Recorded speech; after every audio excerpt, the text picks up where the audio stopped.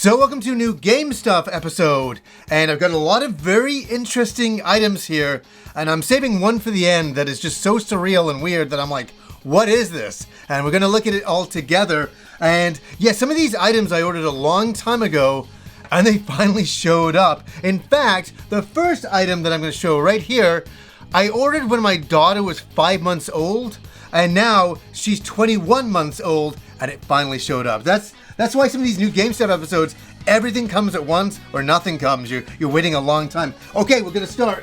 Here we go. Look at this. This is a heavy beast. The Scott Pilgrim KO edition. Picked this up from Limited Run Games. I also ordered the vinyl soundtrack, so I'm waiting for that to show up. But my God, look at this. This is a case with so much stuff in it. I couldn't even believe it. Am I gonna open this up? No, because I own the official game. I'm getting this because it's a collectible to me, and it's really, really cool for a game that I absolutely adore. Scott Pilgrim vs. the World is an incredible game. I really recommend it to anybody out there. I've done an entire review on it, and I adore the game. It's one of the first games I played when me and Kim were first going out. And guess what? Today when I'm filming this, not when I post this, it's me and Kim's 9-year wedding anniversary. We've been together for 12 years all together, so absolutely crazy. It finally showed up. I honestly was getting nervous. I'm like, is this gonna show up? Like, what's going on? Sometimes with Limited Run, you order something and then you're like, did it get lost in the mail? And it always shows up. That's the one thing I'll always say with Limited Run. For me personally, it always shows up. So very excited to get this right here. It finally showed up. Okay, another thing that I want to talk about that showed up. I ordered this quite a while ago, and I'd forgotten about it, and it showed up, and I'm like, thank God, this is great. This is a soundtrack to a game that, you know, I've talked about it over the years. Me and Rob have talked about it. It's a favorite game of Rob's. It's a favorite game of mine. I have a lot of memories being hungover one morning back in the 90s and getting the game, and it saved me from my hangover, and the soundtrack will save me from future hangovers here, and that is Mega Man Legends, the vinyl soundtrack right here. Isn't this awesome? Isn't this just gorgeous? Super cool.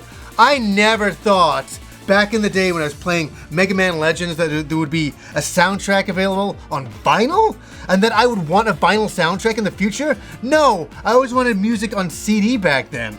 And I know most people nowadays just listen to music digitally and all of that. But for me, I like having a solid thing and listening to it. This music, oh my God, that shop music is so nostalgic, and really happy to get this. It came out and I ordered it, and it sold out so quick. So for anybody who wants one, I don't know. I mean, that's the problem with a lot of this stuff and a lot of this stuff that shows up for me that I order. I order it right away because I know it's going to be lost in time. And then you'll have to pick it up secondhand of somebody else charging double, right? And that's what sucks. So if you're ever able to see something like this and you want it, pick it up right away if you can. And because it's going to be gone, and then it's going to get expensive in the future, and you're like, damn, I wish I bought that when it first came out. Okay, we're going to get into some games here, some games that I picked up.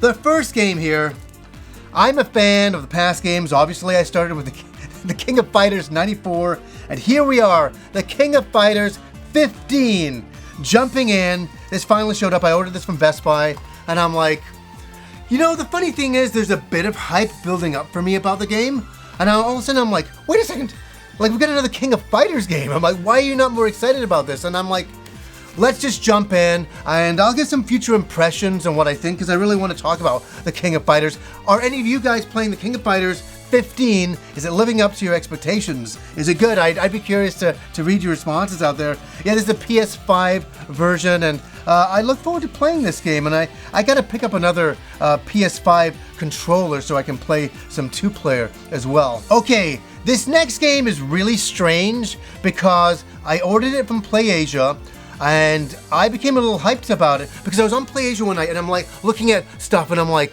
what is this game? I'm like, this game is right up my alley. This game is super cool. You can use mechs. It's a strategy game set in space, and I'm like, with anime characters obviously, and I'm like, oh, I really like this. This is pretty cool. And then all of a sudden I see it has English as an option, and I'm like, And I hummed and hawed about it, and I came back a couple nights later, and I'm like, yes, and I bought it. And then all of a sudden, I find out that they're bringing it over here, and that game is Relayer right here, and everybody's like, what is this?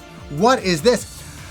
I don't know, it's one of those things that back in the day that I would stumble upon, and it'd be like a hidden Japanese gem for me, and I'd bring it home, and usually it would be in Japanese, and I'd play it as best I could, and I really would enjoy it, but it'd be one of those hidden things. Where Relayer, I thought was going to be a bit of a hidden game. For me personally, one that I'd play and it'd be kind of cool for me and nobody else would know about outside of Japan. And the great news is it's being translated and it's coming out. It's already had an English option. I think they're just grabbing that version, bringing it out over here. So that's pretty cool. I don't know. I haven't played it. I can't rate it. I can't say if it's any good or not. Some reviews I saw were giving it a 7 out of 10. It's everything that I would have expected from this style of game, but I like the strategy look of it. I love the mechs. I love the characters, and I'm like, you know what? I'm going to play this. It looks like a little bit of fun. So have any of you guys heard about this game, Relayer? Yes, it's one of these hidden little games from Japan that is coming out here, and I don't know if there's a big fanfare for this game or not. I probably suspect that there isn't, but it's one of those games, if you like strategy games, something to maybe look out for. Okay, the next game is a game I was really looking forward to coming into 2022. I'm like, I can't wait to get this. A huge game, a gigantic game, a AAA game? No. To little fanfare, Chocobo GP right here. I don't know.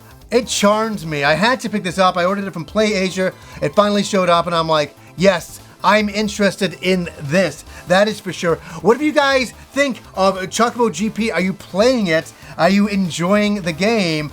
I am looking forward to this game. I heard there were some issues. I heard there were some transaction things and stuff like that were taking away from the experience.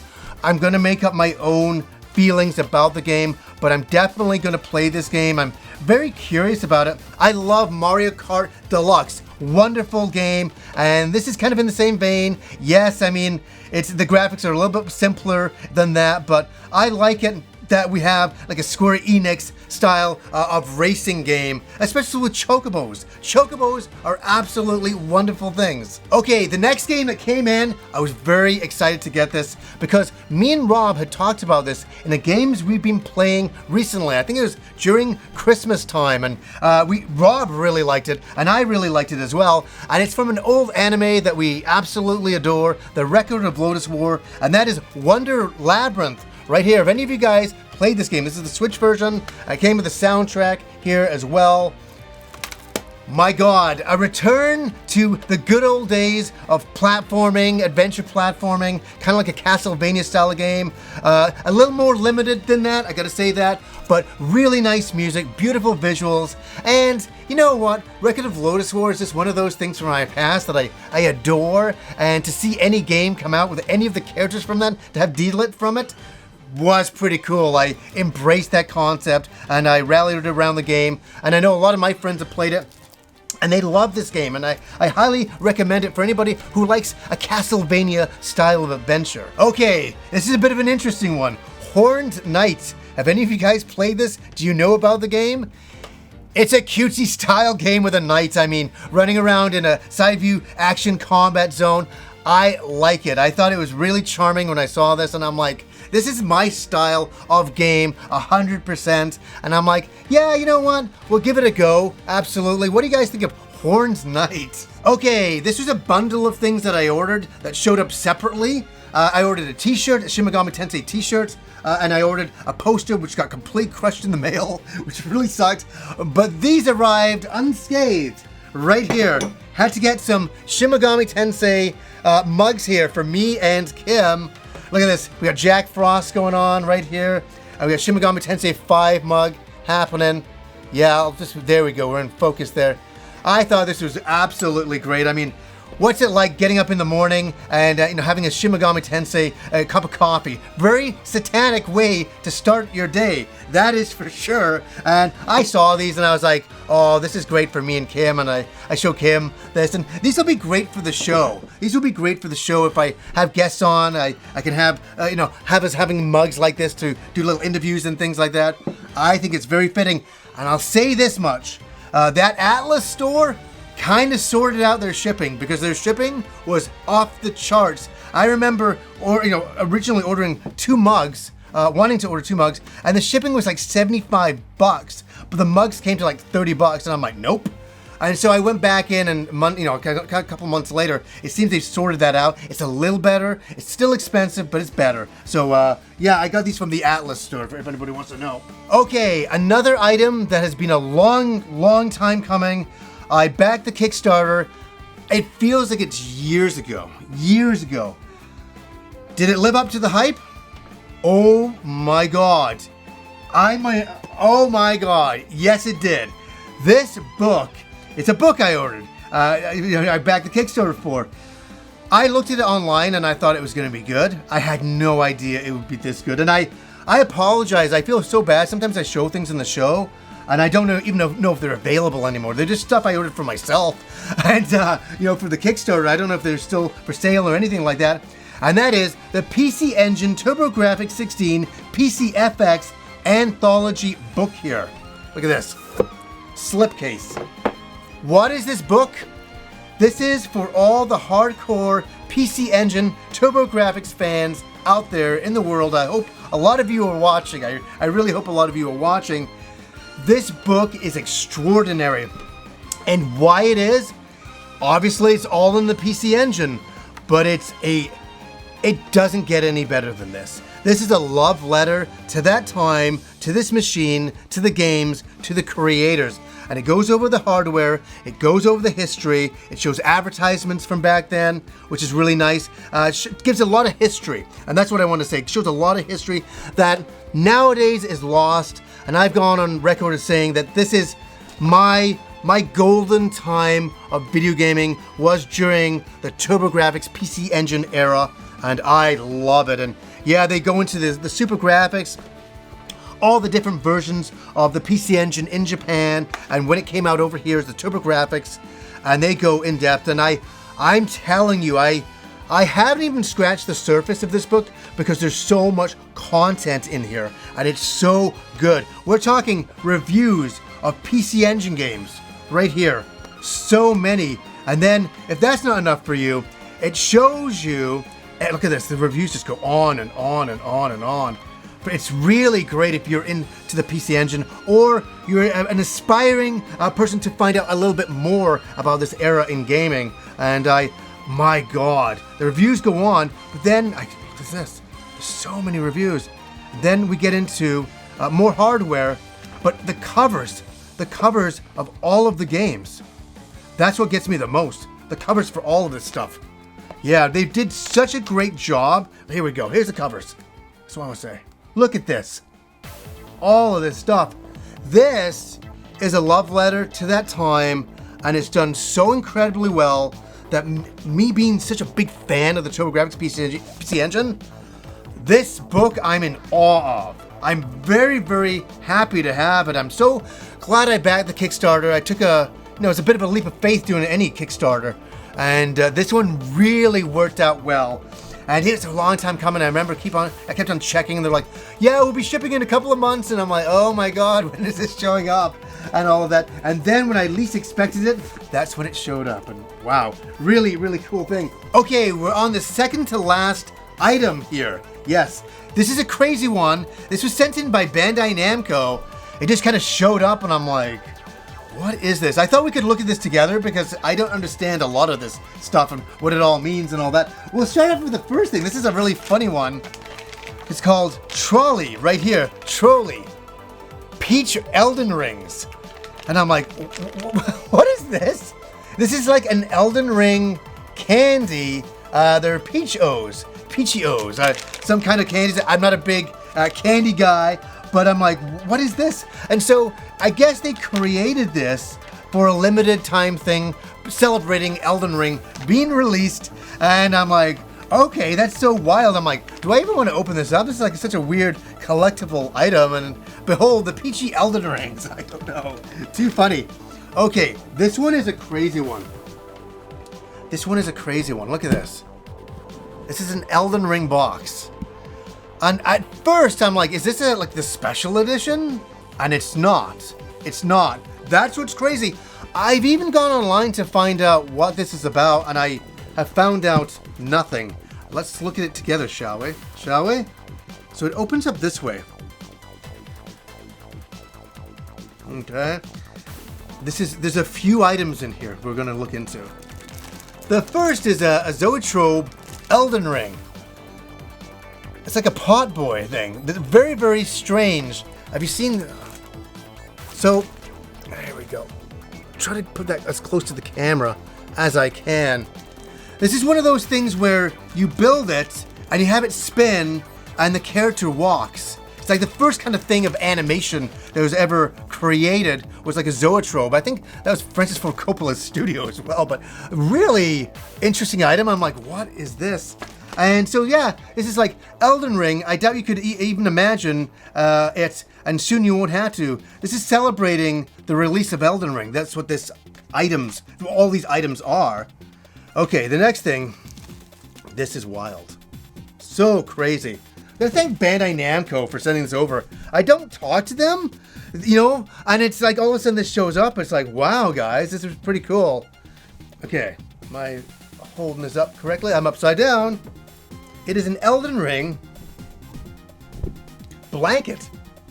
An Elden Ring blanket. Right there, like...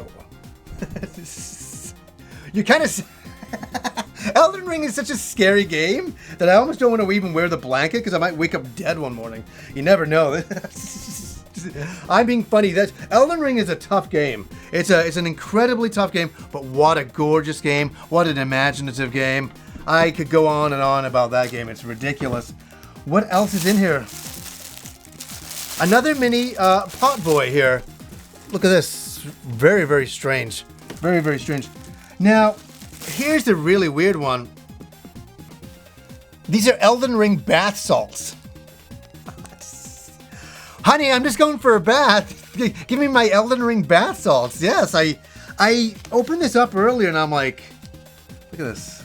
I'll show it to you. There we go. Very, very unusual, right? Very, very unusual.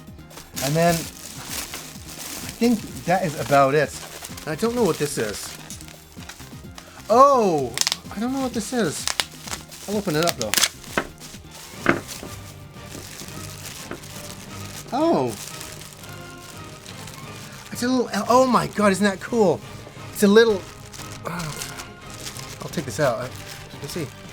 It's a little Elden Ring candle thing. Little Elden Ring candle holder.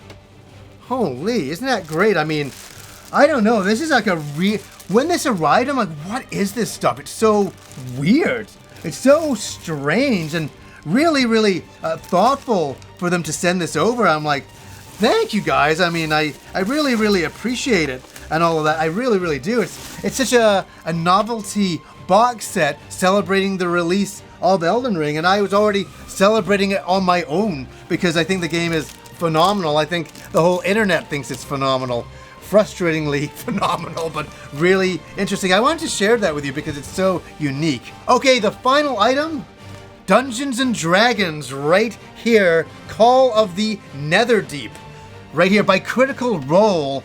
And this is some more adventures based on their adventures, kind of some side things that you can play in your campaign. And I gotta say, it looks really, really cool and all that. I mean, Critical Role has done so much for Dungeons and Dragons. If you like them or not, they have done so much for D&D. They've made D&D almost mainstream.